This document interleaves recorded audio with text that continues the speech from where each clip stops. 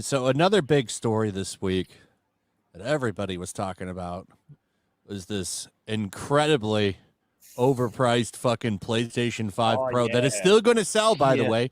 Everyone's like it's going to be DOA, and I don't think so, considering, remember the PlayStation 5 when it came out was $1,000 through scalpers. That's really the only way you could fucking get it, is through a scalper. And people were willing to pay $1,000 for that. And there's always the early adopters. These guys come out, they want the latest and greatest. And, what percentage do you think is scalpers, though? For early adopters? Well, no, I mean, I do agree with you. Like, the problem is... Well, it depends on if they put it in the store this time or if they keep it online only. Remember, like, it was an online-only thing with PlayStation 5 and Xbox for, like, 2 years after it came out. And then eventually they started to put them in stores. Like, if they put this in stores, it'll be easier to get. Haven't they still been struggling to get out PS5s? Like, just the... I see them all the time now. I was going to say, not anymore, Rhino, and that's what I was going to say anyway. I was going to say, the thing is, before is they had the scarcity because they didn't have the parts to build them. So that's why they had it. And it's our own faults for everybody. Now, I'm not saying personally, but I mean, you know, for people going out and buying the ones on eBay for over $1,000. So Sony took one look at that and said, oh, look at these idiots. They'll pay that much for this? Well, look, we'll do this. I think so. You're it's not right like we didn't ask for it. Well, no, I know there's another reason why it's $700 is the fact that they have no competition. The Xbox is no competition to them anymore. And I'm just going to piss off Xbox and fanboys, but it's the truth. It outsells the PlayStation 5 outsells the Xbox by like a crazy number. It's like 4 to 1 or it's just like the collector's market, basically. It's like whenever anything is worth something, like look, this is one of the reasons why I hate Shout Factory, okay? Like they're one of the companies that they know that people will go and scalp steelbooks, but they make plenty. They know they've got plenty. But they're the ones who charge twice as much as everybody else now because they know people will fucking pay it. See, and they have no competition.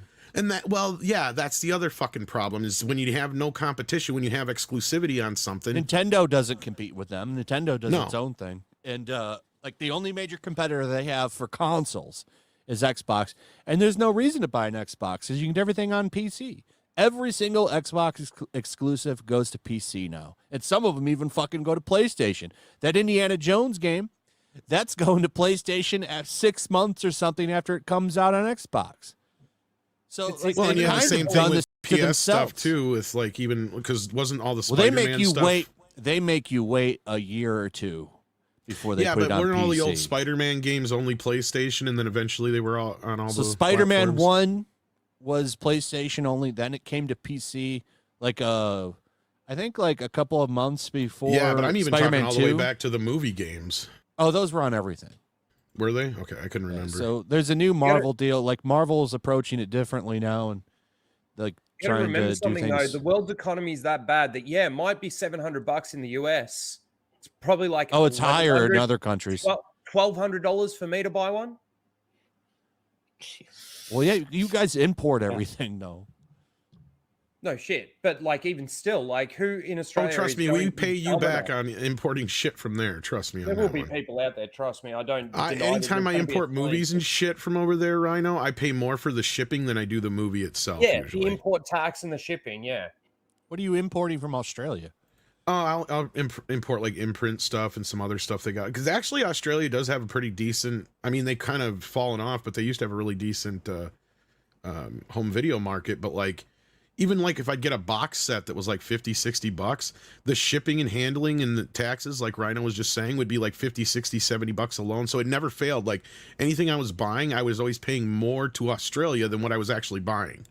You know how much it cost me to get some of the independent comic books from some of the people out there?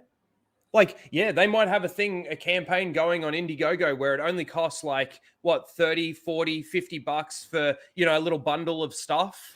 Oh, it's that international shipping, man. Here is nearly $200. I'll buy a $50 little bundle on Indiegogo, and it'll cost me $200. Now, see, I'm thinking one of the advantages that I have with going with Ripasend is he has good shipping rates. So yeah, I don't think you're going to get charged up the ass. I mean, it's just fucking nuts. I think Umbrella is another one of your companies too, isn't it, Rhino? Umbrella. Sorry, what's that? So isn't Umbrella another one of your companies too, besides Imprint? Yes. Yeah, I was gonna say because this is an Australian movie right here, Howling 3. But yeah, PlayStation 5 Pro, this is the cost of no competition. So they can say, well, $700, take it or leave it. And it's not even $700. That's just the start. If you're like me and have a bunch of physical games, you've also got to buy the disc drive, which is sold out currently, probably by early adopters preparing and scalpers. I'm sure scalpers are going to buy the fuck out of this thing and charge an extra. I think they were about $110. They're $80 from the store, but scalpers have them about $110 right now on Amazon. I didn't check eBay. So I never did get an answer if the disc drives were backwards compatible with like the older systems that didn't have disc drives. Just PS4. Oh, My question is, where's Xbox? Oh no, Xbox is I meant dead. like That's what I've been saying. No. What I meant is like, okay, let's say you already have a system from before the PS5, but it's the non-disc drive one, right?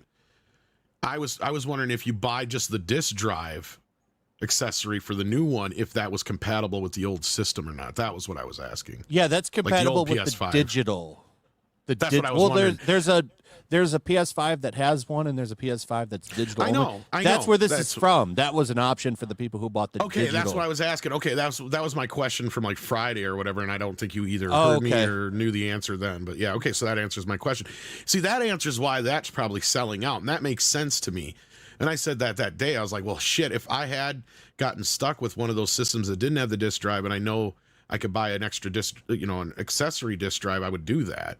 Right? Yeah, I think some people just like when there was that shortage and no one could get one, like they just buy whatever because it's the same. It ends up being the same if you buy the digital and the disc drive. Like right. It's not that big of a price difference. So I think some people did that too, but they wisely made this one fit with the Pro. But it still sucks that there's not a disc. Like I would rather had one attached, like.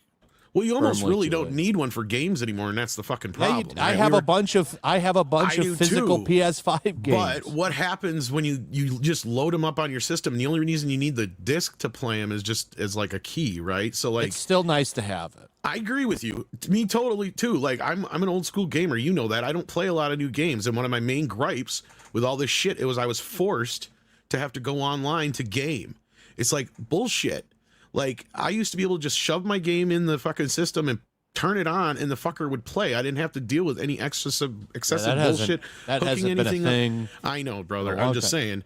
The only now Nintendo does. You could actually a lot of Nintendo first-party games pop right in, and they don't even have an update because Nintendo is all about polish. When they launch a game, it's not all fucked. Like you're not a beta tester. Right. Like with PlayStation 5 and Xbox games, like Ubisoft does, putting a broken piece of shit out like Outlaws and then fixing it on the way. Like Nintendo doesn't do that bullshit. They give you a polished product. I wish more developers were like Nintendo instead of giving us broken pieces of shit all the time. Well, that's what I miss about the PS3 days, right? Oh, sorry, Ryan.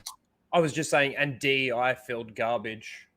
It's not just the fact that games are broken these days. It's the fact that it's being infiltrated with all the DEI crap, too. With a lot of these bigger, games, AAA games, they're trying to bring out, constant fucking... I mean, look at what happened to... What's the name of that one that fucking they completely cancelled, removed, and refunded and everything? Concord, yeah. Oh, yeah. They actually Sony reached into your account and took it away. Everyone got if you had Concord digitally, you got a message on your system saying, "Hey, we're taking this away. Sorry about that." They just reached into your account and took it away. Yeah. It's crazy though that we live in a world like that. They didn't just take it away. This is why I don't like digital. The same things happen when you license movies, when you buy a movie digitally, right? Like sometimes they lose the license to it, and then it's just not available for you to watch anymore. That's happened just recently with anime. So Funimation Sony bought Funimation. So Funimation got absorbed into Crunchyroll. And if you had digital codes for the Funimation animes, you lost that shit. Gone. Don't own it anymore. Sorry about that. So sorry. This is why I like having all of my Blu-rays and DVDs and Physical media. yeah, it's not. They can never take that from me, and you can never stealth edit it. Nothing. What's the most recent example of that? I haven't heard any like real like crazy examples of the shows or movies getting edited down the line. That was a big thing that was happening in like 2020 and 2021. Disney Plus was doing it. Yeah, Disney Plus was doing it. They did it with Captain America. They did it with a couple of other things. So. They did it with that Tom Hanks movie where they're on the beach. Yeah, they did it with. What's the name of that movie? The Blue Lagoon. No, that's a Tom Hanks movie. Tom, where are you at? Yeah. The one where they covered the arse. Is it Bridget Fonda in it? Are you talking about Joe versus the volcano, or which one? No, it's that No. Tom.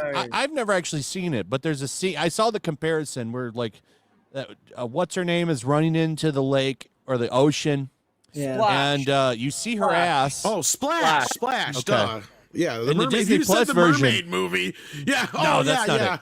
They Yeah, it is. She's digitally a mermaid in it. Yeah. Yeah. I've never seen it, but they. Oh, they you've never seen it? No, but they used digital CGI to cover her ass with her hair. They made They it. made her long. hair longer. Yeah. Yeah. And they zoomed in on another shot too, because you could see her crotchticle through the. And it all behind just it. looks like a blur. You know, the pixelated where they blur the pixels. That's what it actually looks like more than actual hair. I love when they just screw stuff up in general. I'm watching. Do you remember the 2000 movie Frequency with Dennis Quaid I do. and Jim Caviezel? There was like a really bad 2017 TV show adaptation of it that I actually thought was a lot of fun, and it's on like Tubi, and the episodes are just out of order. They just haven't fixed it. It's just, I was like watching something. Didn't Disney Plus do something with the birds from Dumbo? The crows from Dumbo? Oh, maybe. People talking about a John Candy movie that I didn't see. We weren't talking about John Candy. He's in Splash. Oh, is he? Okay. Yes. Yeah. You All really right. need to see Splash. It's actually a pretty funny movie. It's been years since I've seen it, but Did Disney yeah, Plus fix it? Maybe I'll. no, I don't know. It's only like 3 or 4 shots, but it's like because the movie was the first adult film that Disney put out through Touchstone Pictures, so it was the first Touchstone movie. Or maybe it wasn't the first Touchstone, it was their first big hit or whatever it was, but pretty sure it was. And yeah, it's just like there's like 3 shots in the whole movie, but she's a mermaid who comes. It's basically like a modern retelling of Little Mermaid. She's a mermaid who comes to land and she ends up falling in love with Tom Hanks, right? And so when she comes on land, she loses her fins and she gets legs. So she's walking around fucking naked right away. Like, but if she gets wet, she turns back into a. yeah, as soon as she turns, yeah. But and John Candy plays Tom Hanks's brother in it. Yeah. So yeah, it's actually it's pretty good, but yeah.